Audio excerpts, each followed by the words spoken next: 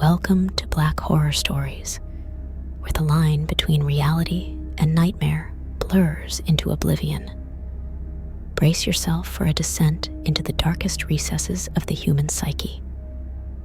In tonight's tale, we plunge into the abyss alongside Selma and Rowan, unwitting pawns in a sinister game of darkness and despair.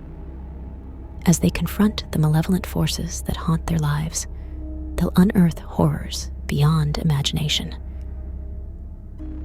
But heed this warning. Once you step into the abyss, there may be no return.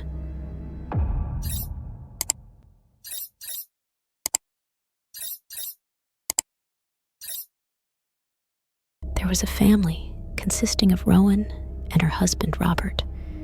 They had 2 children named Peter and Selma. They were a normal family leading a decent life. Years went by without anything significant happening. When Peter turned 21, he entered a relationship with Joya, and at some point, she moved in with the family. Peter's parents didn't mind. In fact, they found it enjoyable and warmly welcomed her on the day she moved in. As the years passed, the peaceful life in this family seemed to turn into a problematic one. Everything that could go wrong seemed to go wrong. There were constant arguments between Rowan and her husband Robert. Often, over the most trivial things, arguments arose. This was never the case before, but now it seemed that almost every day there were heated arguments happening several times. Selma also seemed to have developed aversion towards her father and couldn't stand him at all. Whenever he was around, she would immediately retreat to her room or keep far away from him. She didn't know the reason why she felt this way, but she just knew that she couldn't stand him anymore. Everything about him bothered her when she looked at him. His smell, his way of talking, how he walked, how his voice sounded, how he ate, how he breathed. In short, she wanted nothing to do with him. So great had her hatred for her own father become, and she didn't even know the reason why. Rowan began to see that things were completely going wrong in her family. She also started having recurring nightmares that she couldn't explain, often getting upset by those dreams, and they occupied her days. Once, Selma told Rowan that she constantly dreamed about little boys attacking her in her sleep. She also mentioned seeing a small woman walking in the hallway leading to the bathroom and toilet. Now, she walked in the same direction to see exactly who it was. She saw that small figure looking at her through the crack of her bathroom door. She got a shock because the little old woman suddenly looked terrifying. No longer innocent, but just like a kind of monstrous creature with scary eyes that seemed to pierce your soul. Rowan shivered when her daughter told her this. She promised to find a solution to this problem because the atmosphere in the house had not felt nice for a long time, and she knew that her whole family was suffering because of it. Peter was the only one who wasn't really affected by the unpleasant events in the house because he was always working and hardly ever at home. He would come home briefly to sleep and then would be away for long periods again. Rowan decided to visit an elderly neighbor, Richard, who was known for being involved in cultural activities. This was how he earned his living, and he had a good reputation in the area. When Richard conducted his spiritual investigation, it emerged that Carl, Rowan's older brother, was the one who had sent Voodoo, black magic curse, to her family to destroy her. This sounded very plausible to Rowan because she had truly had no contact with her brother for years. This was because he held her in enmity over a dispute regarding plots of land she had inherited from her parents. Carl, he was a greedy man who simply wanted all the land his sister Rowan had received. Even though Carl had inherited much more and even larger pieces of land, he was still not satisfied and wanted his sister Rowan to relinquish her lands to him. He was the older brother, and according to him, everything belonged to him. Rowan completely disagreed with this. She wouldn't give him anything she had received from her parents, and for that, he resented her greatly. He cursed her with all sorts of nasty names. Since the death of their parents, there has been no contact between Rowan and Carl. Richard also knew that Carl was the one who had sent child demons, and that's why Selma had perceived a figure in the house. Apparently, there were several present in their home, and that's why there were so many arguments, because their goal was to tear the family apart and ruin the atmosphere between everyone. This was also the reason why Selma couldn't stand her own father, and Rowan was always at odds with Robert. It was also true that Carl, since the beginning of the relationship between Rowan and Robert, had never been happy with his brother-in-law. If it were up to Carl, Robert could just bleed to death, and he would leave him lying there without offering any help. Rowan knew that her brother wasn't so fond of her husband, but she had never realized that the hatred was so great. She did see her brother always making annoying remarks whenever a conversation about Robert came up, and later, he did the same to her children without any notable reason. But at the time, she thought he was just in a bad mood. Some people are just like that, not very cheerful, and she assumed her brother was just one of those people. Neighbor Richard, who through his spiritual investigation could see how Carl had operated with his voodoo, was very angry that a person was willing to destroy an innocent family just because of material goods. Moreover, Carl wanted to eliminate his own blood sister. Richard wanted to send the voodoo back to Carl so that he could experience exactly what curse he had sent to his sister. But Rowan said to him, "Neighbor Richard, you don't need to send anything back to my brother. I'll leave him to the Almighty God above, who will surely punish him." Richard agreed not to do anything further with Carl because he couldn't send the voodoo back to the one who sent it without permission from Rowan and her family.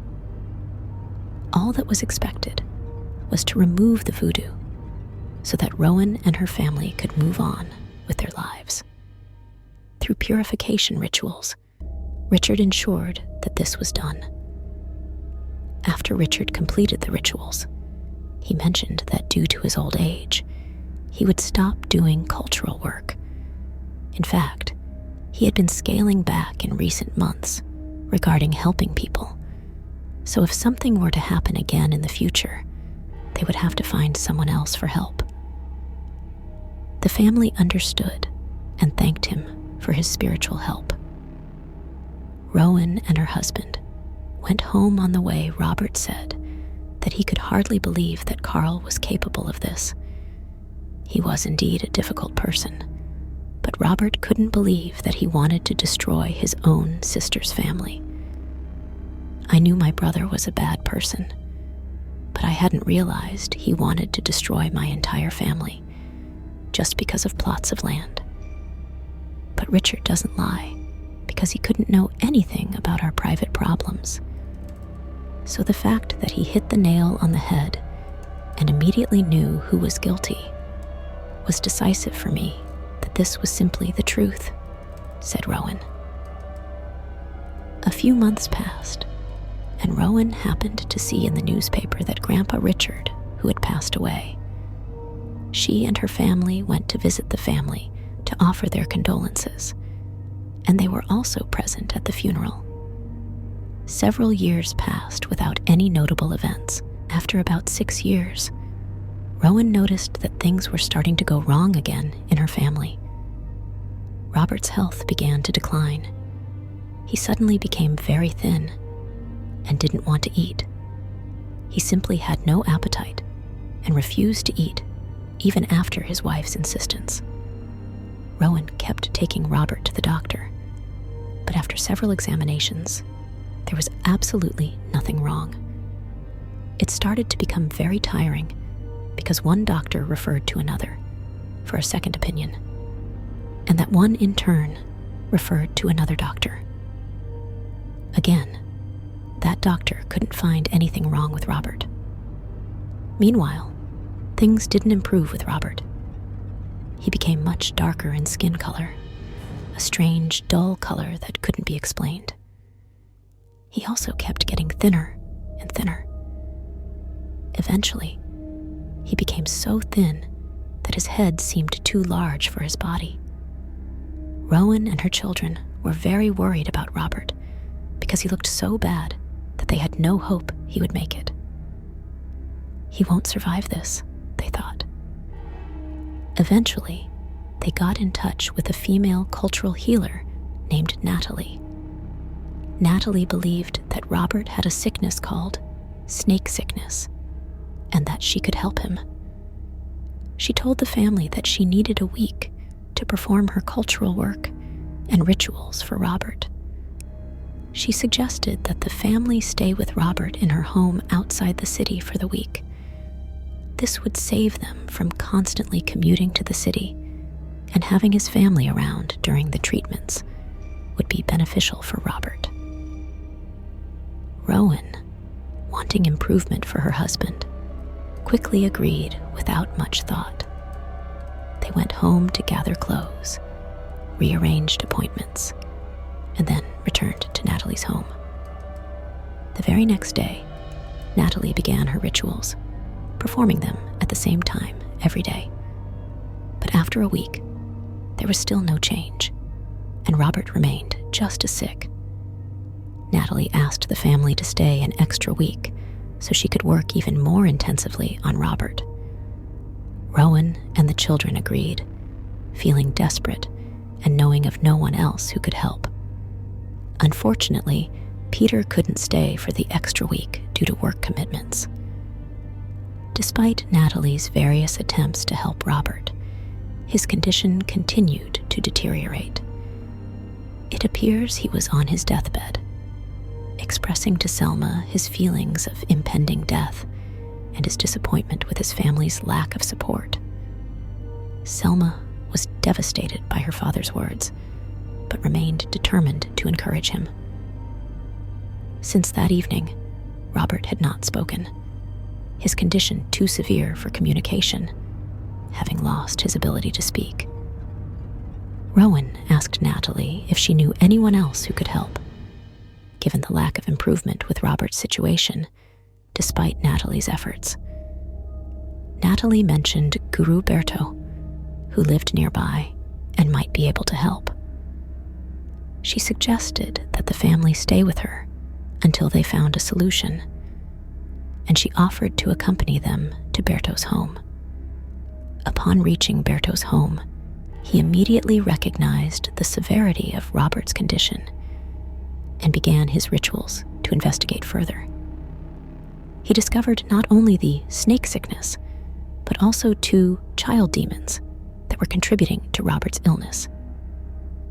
Berto focused intensely on removing the child demons, as they were sent to hasten Robert's demise. After successfully removing them, Berto examined the snake sickness more closely. Realizing the snake sickness strength, Berto decided that Robert needed a cleansing, cultural bath by the river. He planned to perform the necessary rituals there. On the 3rd day, Berto and the family went to a city to perform the cleansing rituals for Robert by the river. It was extremely difficult to transport the weak Robert to the location, as he seemed more dead than alive. However, They managed to get him there, and the cultural bath for Robert was performed.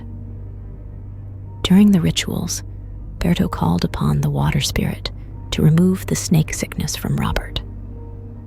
After completing the rituals, the family returned to Natalie's house, waiting to see if Robert's condition would improve. The next morning, Robert suddenly got up from bed. He needed to use the toilet, but he couldn't walk by himself, so Rowan assisted him each time he needed to go. As usual, she waited outside the door while he used the toilet. However, this time, he took much longer, and Rowan heard nothing from inside the bathroom. She called his name several times, but there was no response. After 30 minutes of silence, she cautiously opened the door. Rowan was horrified to find Robert slumped over on the toilet, appearing lifeless. She rushed to him, only to confirm her suspicions. He was gone. She screamed in grief, alerting Natalie and Selma, who rushed to her side. Upon learning what had happened, they did their best to comfort Rowan, while Selma, devastated, promised to inform the rest of the family of the tragic news. A doctor and the authorities were notified to certify and report Robert's passing, completing the necessary paperwork. Preparations were made for the customary post-death rituals, as practiced in Muslim tradition. Robert would be buried the following day, and Natalie allowed the family to continue staying with her, understanding how devastated they were by the loss. For the funeral rituals, Selma contacted a spiritual leader who would come from the city to Natalie's home. Family members from the city attended the rituals. One of Robert's relatives expressed disapproval of Natalie's methods, implying that seeking her help had led to Robert's demise. Natalie remained silent, visibly feeling guilty about the outcome. Selma overheard their conversation, understanding the weight of Natalie's regret. The funeral proceeded as planned, marked by tears, but otherwise calm and without incident. After the funeral, Rowan and Natalie discussed the events, and Natalie confessed something unexpected. She had known from the moment they arrived that Robert wouldn't survive. Natalie had a gift for sensing such outcomes, but had still tried her best to save him. She wanted Rowan to know that it wasn't due to any fault of her own, but rather a predetermined fate. Rowan was surprised and wished Natalie had shared this earlier, although she understood why she hadn't. Natalie and Rowan decided that the family would stay with Natalie for 3 more days before returning home. On the second day, as Selma was sweeping the house, she felt a cold draft pass by her. She shivered and then caught a strong whiff of urine, reminiscent of her father's scent when he was alive. Despite feeling uneasy, she found nothing unusual in her surroundings. Just as suddenly as the scent appeared, it vanished, leaving Selma feeling perplexed. Rowan had a strange experience on the same day. She was sitting in the living room when she saw her deceased husband walking in the yard through the window. She hurriedly ran out of the house to reach him, but he didn't seem to see her and disappeared like a puff of smoke right before her eyes. Rowan burst into tears. She had wished so much to speak to her husband one last time and hold him. That same night, Selma had a dream about her father. In the dream, Robert told his daughter that she and her mother needed to leave Natalie's house. It was time to return home. When Selma woke up, she analyzed the dream and couldn't understand why her father insisted they leave Natalie's house in the dream. He also looked angry in the dream, as if he was mad that they were still staying there. Or was he angry about something else? Natalie had treated them so well during this hard time of loss, so her father must be angry about something else. After Selma told her mother about the dream, they decided to return home the next day. "We have indeed stayed too long at Natalie's place, so it's time to go home. We have lives, and we can't always remain in mourning. It's been enough now. Your father is right. We can't stay in someone else's house for so long," said Rowan. Natalie was greatly thanked for her help, hospitality, and support during a difficult period in their lives. Natalie said she had done it with her whole heart to help them, and she didn't even want the family to return home so soon. She would have liked to take care of them for much longer, as she indicated. Despite Natalie's kind offer, Rowan and Selma returned home. The ladies had barely been back in their house for a week when they began to have unpleasant encounters with Peter. He was aggressive, constantly arguing, moody, and had become very dominant.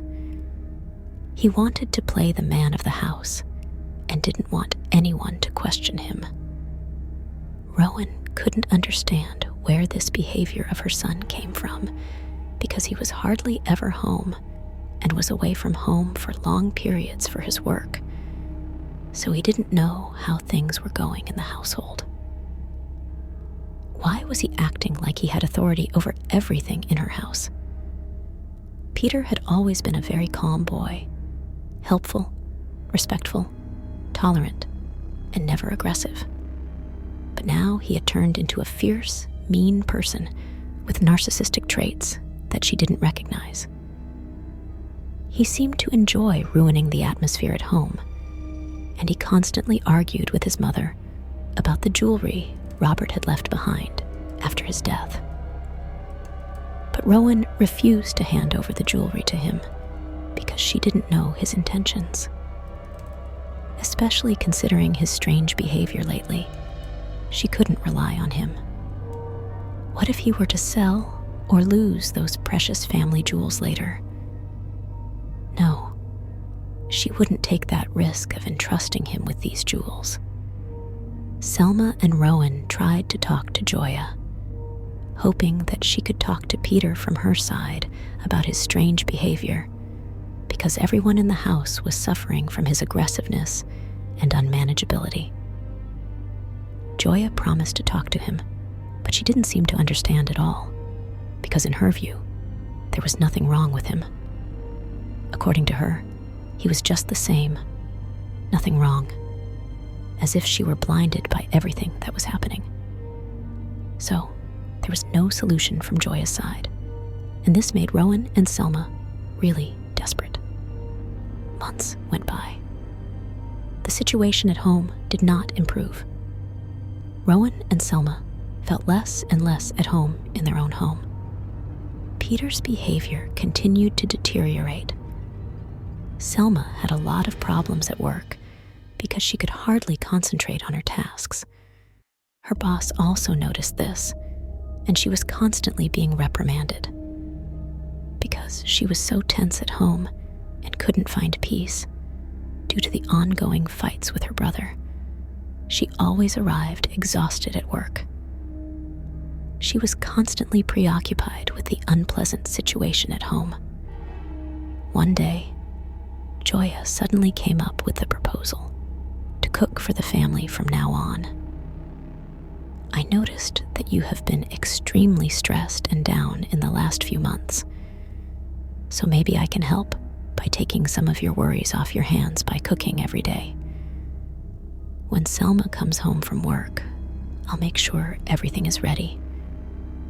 You don't have to cook anymore because you must have a lot on your mind, and I have nothing to do, so it won't take anything away from me to prepare the food every day," she said to Rowan. Rowan thought this was a good idea, even though she always preferred to cook for her family herself. But since the loss of her husband, she could always use a little extra help. It went fine for a few months. peace had returned because Peter was away for a long time at work. Joya cooked the most delicious things for her in-laws. She really did her best to spoil them, and she seemed to enjoy it too. The food and pastries always tasted delicious, and Rowan didn't understand why her daughter-in-law had never revealed before that she was such a kitchen princess. One day, Rowan suddenly felt unwell after having her meal. It was as if her throat was on fire, a painful sensation she had never felt before. She panicked and ran to her bedroom after drinking a glass of cold water, hoping this feeling would go away on its own. She took some painkillers and lay down on her bed, waiting for the tablets to take effect. But instead, she felt like the burning sensation around her throat was getting worse. There was even a moment when it seemed like someone invisible was holding her throat and squeezing it shut. She doubted herself and kept telling herself that this was just an idea of hers, and she tried to sleep. But she was choked in her sleep every time and woke up startled. There were those strong arms around her neck again, wanting to suffocate her. She also felt something pressing on her mattress, something with enormous force, because she couldn't move at all. The strange thing was, there was no one else in her room. Rowan screamed for help every time she was choked, but no one seemed to hear her. Eventually, when the choking stopped, she hurriedly got up from her bed and began to doubt if this really happened. Because just as the choking started, it stopped the same way. It seemed as if there was nothing wrong at all. This made Rowan doubt if she was going crazy. What exactly is going on here? She was completely confused and began to doubt herself. On the other hand, she was sure that she had experienced this, that something was pressing her in bed and choking her. This happened more and more often. One day, Rowan told her daughter about everything that had happened to her in the past few months while she was at work. "Mom, but didn't Dad have these kinds of symptoms too? Do you remember that? He often complained that he was attacked in his sleep by something invisible. Lately, I've been having unpleasant dreams. I don't know what to think about it. Very often, I see little men in my dreams attacking me," said Selma. "It doesn't sound positive at all, and the atmosphere in the house just feels wrong. I really don't know what's going on, but something is seriously wrong, and I can't put my finger on what it is exactly," said Rowan. Months passed, and Rowan's health problems increased. Visits to the doctor yielded nothing. He couldn't find anything wrong with her. Gradually, Joya's behavior changed, and she also constantly quarreled with Selma and Rowan. She showed aggressive behavior. She wanted to play the mistress of the house, as if she had the say in the house. She bullied everyone, even though there was no reason to do so. Rowan and her family had always treated her well, and treated her as if she were their own daughter family. She didn't understand where this strange behavior came from, and she made it clear to Joya that this was her house and that she wouldn't tolerate this behavior. Joya didn't care and made a loud noise. Months went by. Selma looked at her mother and saw that she was extremely thin. She just didn't look good at all. Rowan seemed to have turned into a walking skeleton, and this made her daughter extremely worried because the doctors still couldn't find a cause. Meanwhile, Rowan had to deal with severe body pains daily, and she often screamed in agony because she couldn't handle it anymore. She also often complained that her head felt light, alternated with splitting headaches. She felt dizzy when walking, and barely had the strength to do small daily tasks on her own. She needed help with everything, so she became dependent on Selma and Joya. Rowan also started eating less and less until the point came when she completely refused to eat. Doctors were consulted all the time, and it was always the same story. Nothing was found wrong with her. Only high blood pressure, but all tests came back negative, much to the frustration of Rowan and her daughter.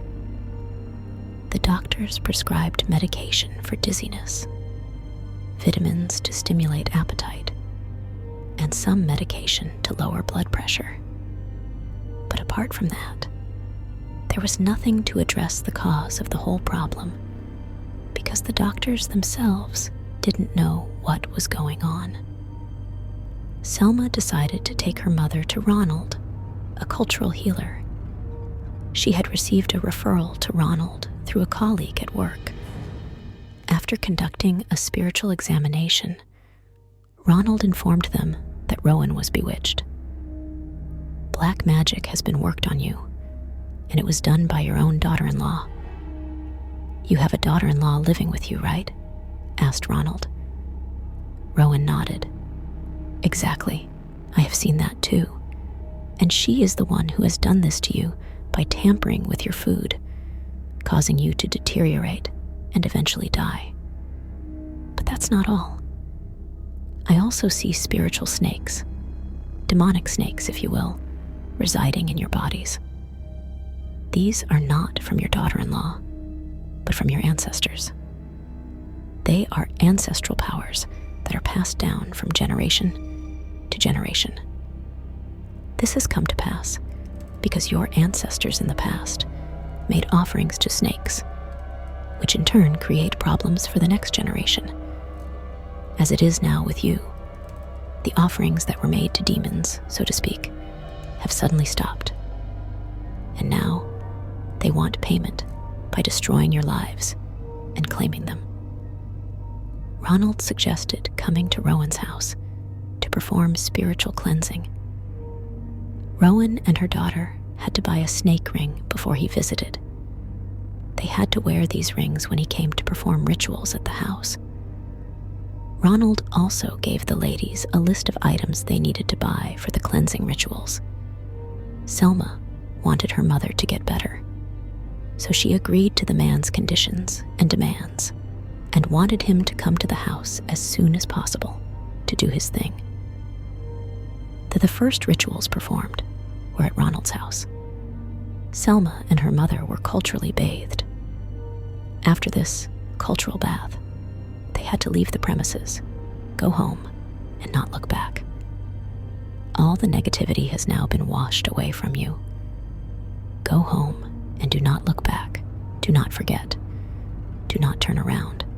Otherwise, my ritual and effort will have been in vain, said Ronald. The ladies obediently did as they were instructed. That same night, as Rowan slept, she woke up suddenly because it felt like something was crawling over her and entering her vagina. She couldn't make out what was happening in the dark, but she could clearly feel this large, heavy thing wriggling over her body and entering her. Judging by the length of it, it was undoubtedly a snake. She trembled and got goosebumps all over her body, wanting to scream out in pain as she felt the enormous thing slowly sliding into her body. But she couldn't. No sound came out of her throat. She didn't know how long this demonic being had been entering her body, but it seemed to last an eternity, as if it deliberately took its time to inflict more pain on her. Once the snake was fully inside her body, Rowan began to feel very strange. As if she had lost control of her body, she began to wriggle and make hissing sounds. At times, it seemed as if hissing sounds were coming from snakes all around her, but she couldn't see anything. It was was just dark in the room, and she couldn't see any snakes anywhere. Yet, she kept hearing hissing, as if there were hundreds of snakes in the room. At one point, it felt as if she was being strangled by a huge snake. The invisible snake wrapped around her so tightly that she could hardly breathe. Rowan thought her last minute had come, and that this would be her end. She had given up when suddenly the light came on in her bedroom. It was Selma, who had heard her mother making a loud gurgling sound, as if she were choking. So she ran to her mother's room, which was right next to hers, and turned on the light. As soon as the light came on, the strangling of her mother stopped, as if the snake had been startled, and her mother lay coughing and spluttering in bed. She was relieved that it was over. With red eyes and crying, she told Selma what had happened to her. "If you hadn't come here, I wouldn't have had a mother anymore. This thing really wanted to kill me," Rowan said softly, completely distraught by the experience. After a few weeks, Rowan and Selma decided to temporarily leave the house and stay elsewhere in a rented house, because the situation at home was no longer bearable. Joya had become extremely rude. She constantly picked fights, and because Rowan was so sick, she didn't have the energy to stand up to this intrusive daughter-in-law. Moreover, she dared not eat anything from her own home anymore, because there was always the chance that Joya would tamper with her food in the fridge, or with what was cooked. This situation was unbearable, and Selma couldn't always watch out for Joya not to harm her mother, because she also had to work. So, the only solution was to rent another house. And when Selma found a house close to her work, it was only logical that she took her mother with her. So, the house remained for Joya until Rowan recovered and could stand up for herself. Selma did call her brother Peter to complain, but he cursed her dirty and filthy. He naturally chose Joya's side. In his eyes, she was never wrong, and without hearing his sister and mother's story, he went off unnecessarily and blamed them for all the misery and problems. Rowan's health continued to deteriorate. Selma took her mother to the doctor regularly because she was worried, and her mother was dear to her. The doctor said that Rowan's blood pressure was sky high. She really needed to rest, and he prescribed some calming medication. But all this medication seemed to do nothing at all, and it was also a mystery to the doctor why none of the treatments seemed to change the situation at all. I'll be honest with you, I don't know about this. But have you ever investigated cultural alternative methods for help? Because it's strange how none of my medical treatments bring about a change in your health. It's really a big question mark for me, and you just keep getting worse. I've consulted several of my colleagues, and none of us understand why none of the treatments work. Maybe your condition is not medical, but spiritual. I've never experienced this myself, but I've heard about it, that certain patients did this to seek spiritual help elsewhere, and it worked for them. So maybe that could be an option for you, said the young doctor thoughtfully to Rowan. Before we continue with this story, please leave a like and comment for us. This helps us grow in the algorithm. Let's continue with the story, surprised by the doctor's statement. As many doctors are not so open-minded about cultural healing methods, Rowan said, "We have already tried that, but it hasn't been effective so far.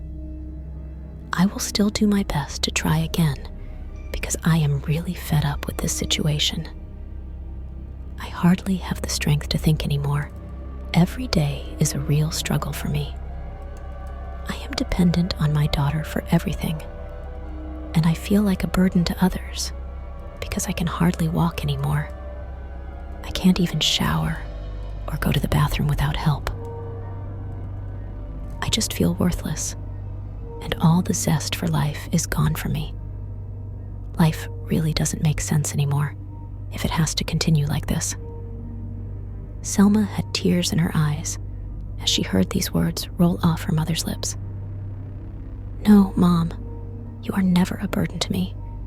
Please stop thinking that way. I'm always here for you, and I do this with love. And you will get better. Just have faith. Together, we will fight to the end. You will win, Mom.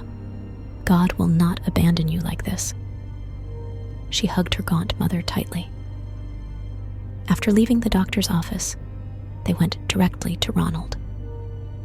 They explained to him what had happened over the past few months. There was no change in the situation. On the contrary, her mother had almost been strangled to death by a demonic snake, and they had to leave the house because she was being attacked in her sleep by various entities. But Ronald believed that it was apparently the ancestral snake causing the problems. That snake just needs to be dealt with, and then it should no longer cause any problems, he said. Rowan and her daughter found this extremely strange. He wouldn't remove the snake, but he would deal with it.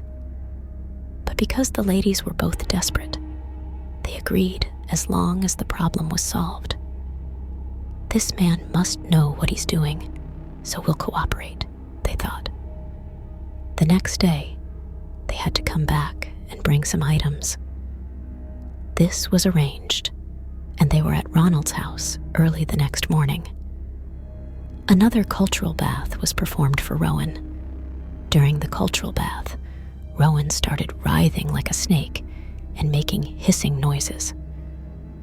Ronald asked the snake that had taken possession of Rowan's body what its plans were and what it wanted. The snake refused to answer and just writhed. For hours, Ronald tried to get the snake to talk, but it refused. Eventually, with much effort, hassle, and talk, the snake left Rowan's body for the moment. He's gone for now, but he can come back into her body at any time. He refused to give me an answer, as you could see, so I didn't get far and couldn't figure out his goal. But come back in 3 days. I'll give you a list of items to bring, and then we'll try a different cultural bath, a much more powerful one, and we'll approach it a bit differently, because I really want to help you, and this bath must have the right effect, said Ronald. The ladies returned after 3 days, and the cultural bath was performed. But even after this bath, there was no change at all. Selma and her mother complained to Ronald about this, who in turn wanted to suggest doing another bath. But this was not well received by the ladies, as it kept going on to do baths every time. They had to buy expensive items, and still no result. Eventually, when Ronald saw how angry Selma and Rowan were as they went off on him, he said he had done his utmost to deal with the snake, so it wouldn't cause any more trouble for Rowan and her family. But it didn't work out. No matter what I do, different rituals, different expulsions, or whatever method I apply, it just doesn't seem to help, and that snake just remains.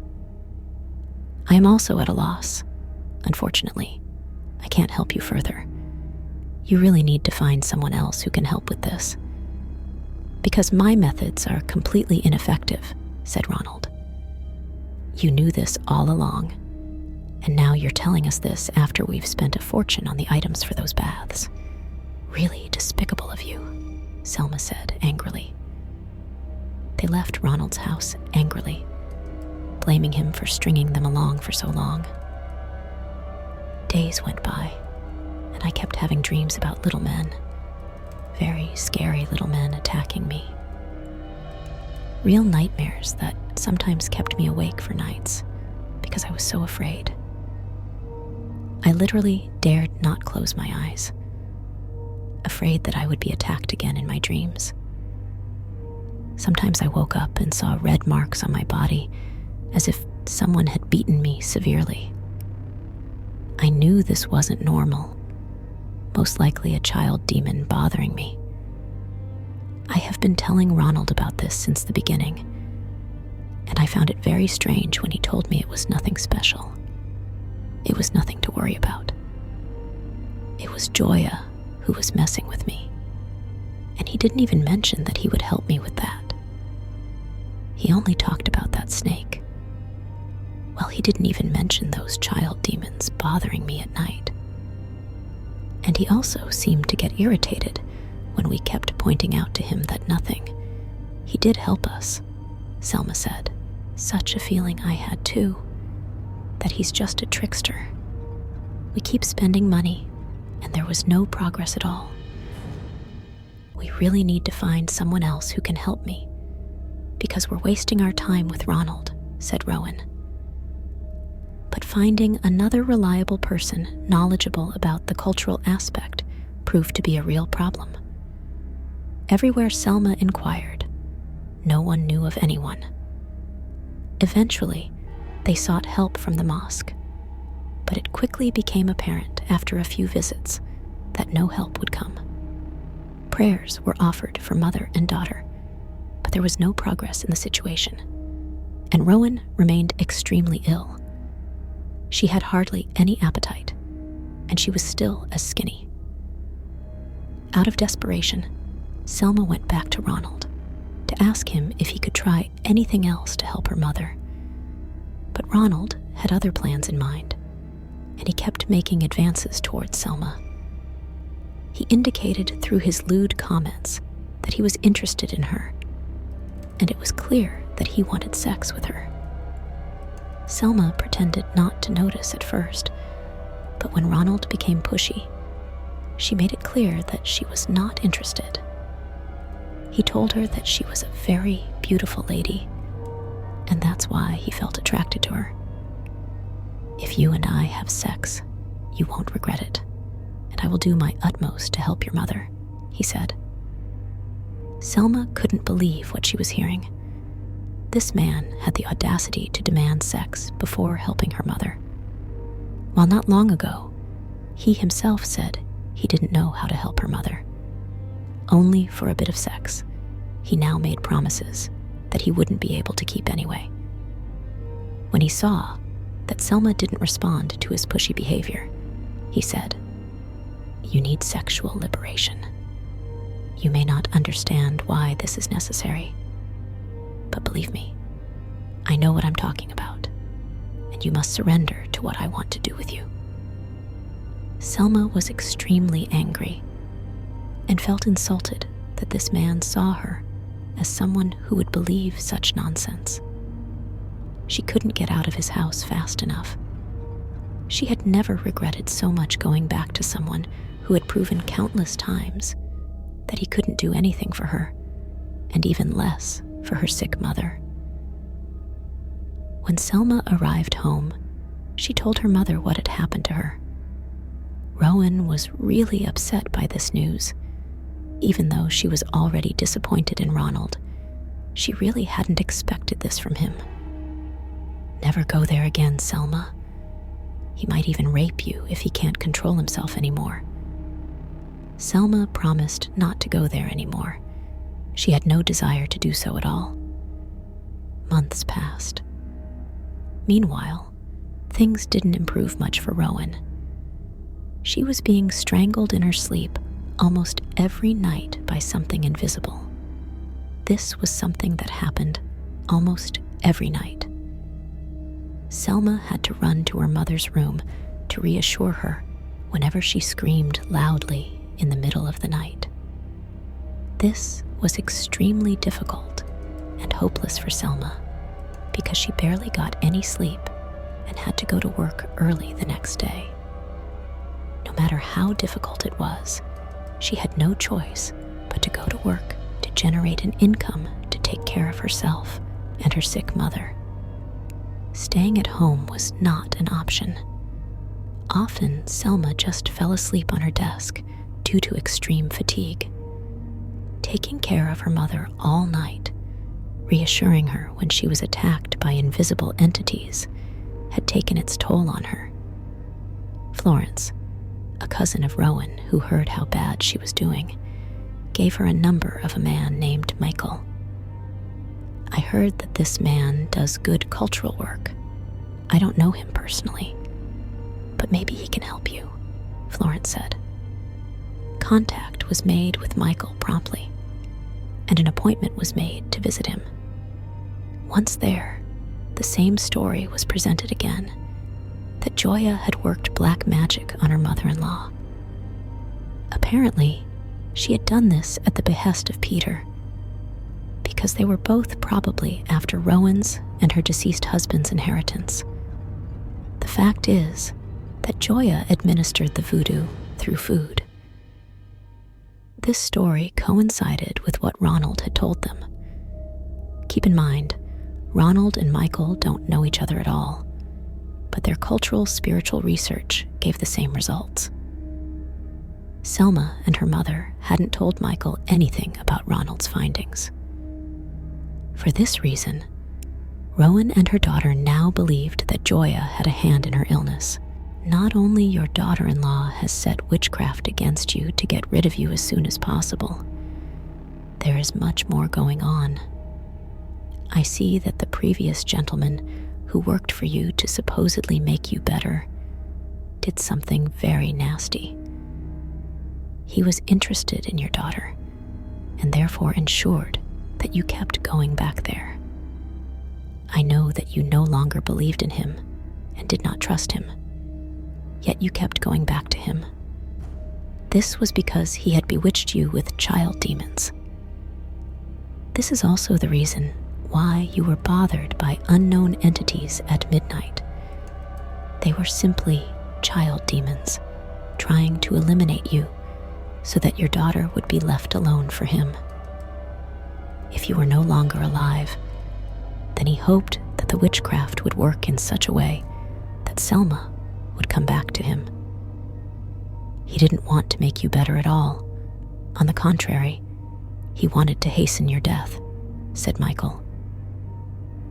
Selma and her mother were shocked by what they heard. It seemed that more and more bad information about Ronald was coming out. Michael made a list of items that needed to be purchased, and then the ladies had to do a cultural bath for 7 days. After completing these cultural baths, they were given a bottle of liquid to take home. This liquid contained finely chopped garlic and many other natural ingredients. If Rowan had trouble with those child demons again at night, she had to drink 3 sips of palm wine and then rub herself with this liquid that Michael had prepared for her. Selma had to do the same if she had any problems. They obediently followed all the advice that Michael had carefully written down for them. But when they went back to Michael's house a few days later, because Rowan had become so weak that she could only walk with the help of her daughter, and they wanted help, it turned out that he was very sick. He looked pale, tired, and absent. This came as a real surprise to the ladies, that Michael, who was a strong, self-confident man, now seemed the opposite. He seemed weak and fragile, just like her mother, who also looked very fragile at that moment. But what was even more surprising was that Michael asked the ladies to leave his house immediately. "Please leave here. With all due respect, I can't help you anymore. I really can't. Since I worked for you, I've been bothered by all kinds of entities that bother me at night. I just can't rest. Everything I do to protect myself doesn't seem to help. That daughter-in-law of yours, she knows that I tried to help you. That's how the spiritual world works. those demons they work with, those child demons, they pass everything on to the person they were sent by. And to prevent me from helping, I get a lot of trouble, and my health is suffering now. I can't help anymore. I wanted to, but a Haitian is working for your daughter-in-law. That's a witchcraft that I can't counter. Haitians work with demons that are much too strong for my way of working. Even Haitians can't remove the witchcraft they send for someone. Who am I then? I really can't resist it. I'm sorry, but you really must leave here. I don't want to get my hands dirty anymore. Otherwise, it will still be my death. I also have a family, and I don't want to put them in danger with all this.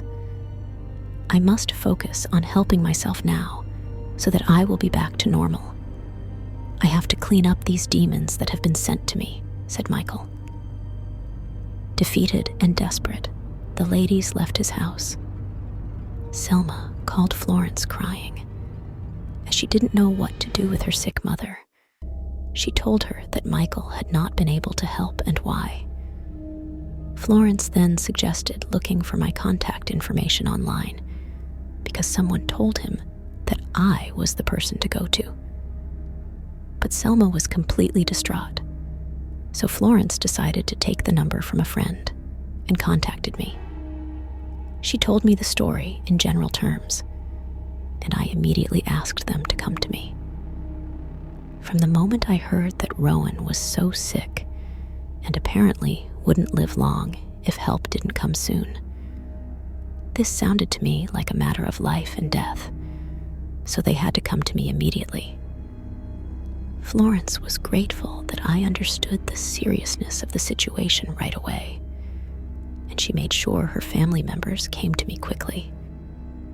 Florence felt so sorry for her niece that she was the one who brought Rowan and Selma to me in her car. Upon arrival, I understood that Rowan had been acting terribly in the car. It was as if she was demonically possessed. She screamed and growled. She hit and kicked everyone. She just wasn't herself, spoke in tongues, and it seemed like different voices were speaking through her at the same time. It was very scary for Selma and Florence to experience this. Moreover, Rowan even tried to throw herself out of the moving car. She kept trying to open the door. It took all of Selma's strength and energy to stop her mother from doing this. Strangely enough, Rowan had enormous strength, and she kept pushing her daughter aside. I understood, of course, what was going on when Florence and Selma told me what had happened to them on the way to me. Demons always act up when they know they must leave a body. They always try to make a fuss to prevent it from happening. I didn't want to delay too much because I saw that everyone was upset. Rowan seemed completely out of it and was rolling her eyes as if she was completely out of this world. So I helped the two ladies carry Rowan inside so I could do my work to help her. Once inside, I started with my rituals, and almost immediately, Rowan began to crawl over the floor like a snake. She made hissing sounds and breathed loudly as if she was out of breath. Very scary to see. The room also smelled very raw, like the smell you smell when there is a large snake around. To be honest, I got quite nauseous from the smell that suddenly spread. I saw on the faces of the other ladies a look of disgust. It was obvious that they couldn't stand the smell. But I knew the demons were already busy with their diversionary maneuvers again. I, as usual, didn't let myself be put off and kept my focus on the rituals I was completing. After removing the demons from Rowan's body, which was of course not an easy or quick task, I also did a purification ritual for her. As a final touch, she received spiritual protection from me so that she would no longer be attacked and protected from dark forces.